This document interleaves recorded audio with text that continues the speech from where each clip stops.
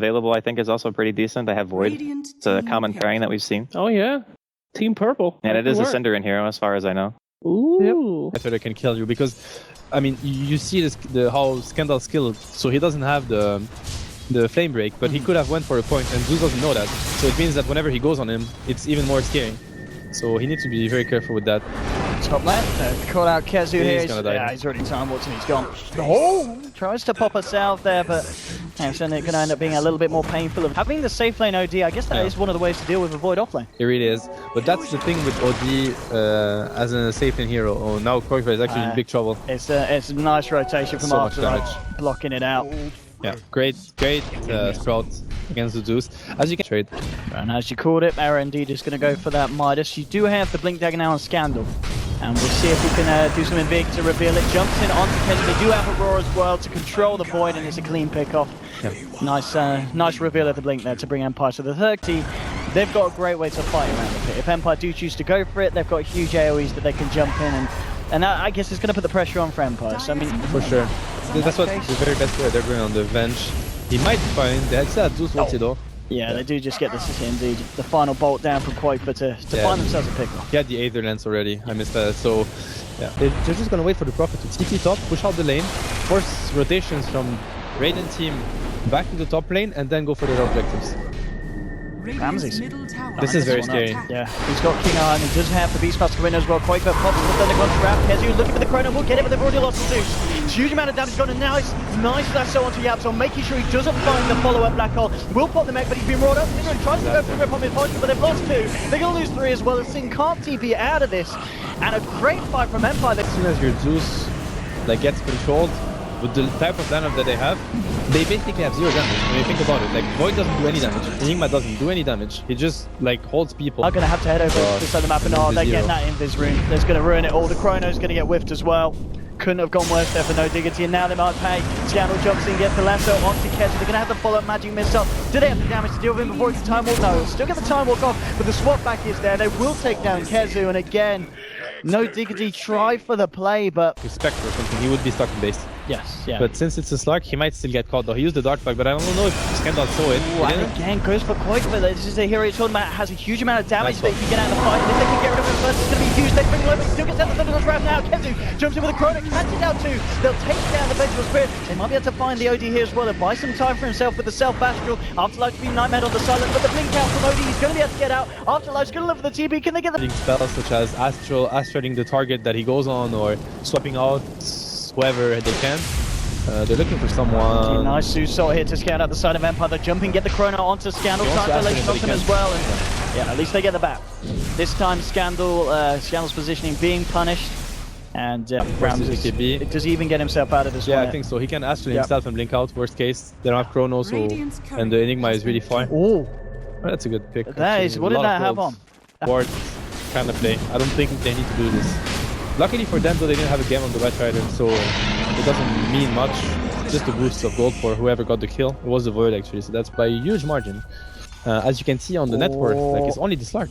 Look at this. Miposha's going to have the setup onto Era. He's going to lead him with the Roar. Yapzor's going to come in though, going to try and save Era. There'll be the defensive nightmare from Cinder in here. Yapzor, BKB skips the Black Hole, catching down Miposha, catching down King Ar's well, they'll burst him down with the belt. So what down King Ar will be able to spawn this up, and now Kezu gets the Chrono to 3. They'll be the swap out, keeping Afterlife alive here. Yapzor's going to be careful to right to the fly through, but Quaker's already found them. There'll be huge status eclipse coming down. They'll take the kill onto Era, and now the lasso. They come in, they catch out Kezu. He's not going to be able to time walk weapon. There's both the charges, doesn't matter. 4 dead onto no Diggity.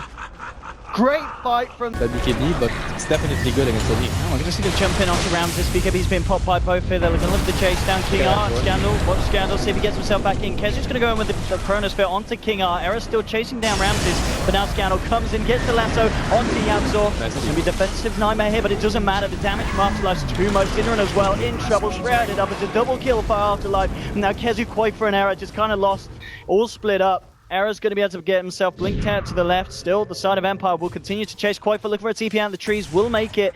They're going up north. They're looking to control Era. They get the vision here with the Sprout. He's trying to jump himself up the cliff out of the game into another server, but it's not going to work. He's just going to try and turn and fight against Afterlife.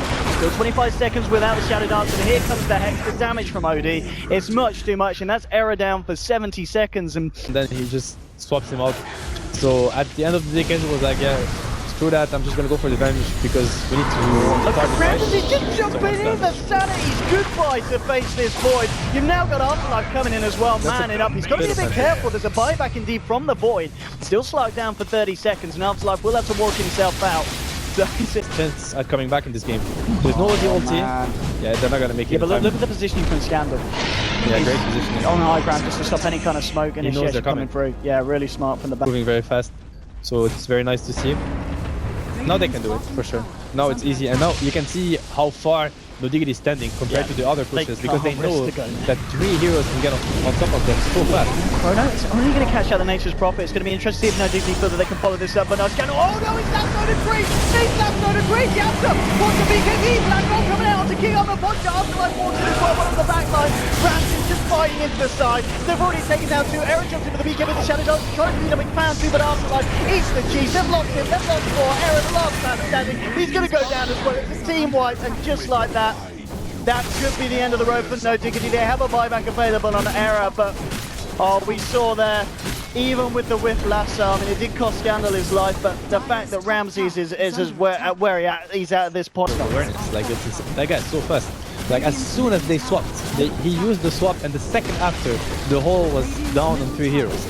Like Yabzo is very fast, and that was the best fight they could have asked for. Scandal missed the lasso, so he forced the Venge to use the swap defensively, which allowed the Enigma to cast the Black Hole without being worried about getting cancelled. And even with that, the fight was still like he went heavily on the fight favor. Come back in Cinder and just get beat the hell down. Yeah. They do still have maybe one more chance. They brought back on Era. They're still holding on to half the rack, but now Era's been left out. It's all over. The Ramses goes in. GG is called, and 24-7. 24-8, I mean 35 minutes in, you know, No Diggity, they did try and hold their own, but at the end of the day it just didn't seem like the lineup that was going to help you win a fight with Black Hole and Chronosphere. I mean, they just couldn't do anything. As you said, Koifa was focused down each and every time, and it was a very smart gameplay from Empire. As you said, they made all the right decisions. I mean, I think after that game, you have to realize that it's now public that the key pick for No Diggity with those lineups is the Venge pick. It's not about the Void, it's not about the Enigma. It's about the Venge. If you grab the Venge or ban it, their lineup doesn't make sense anymore if you can get on top of Zeus.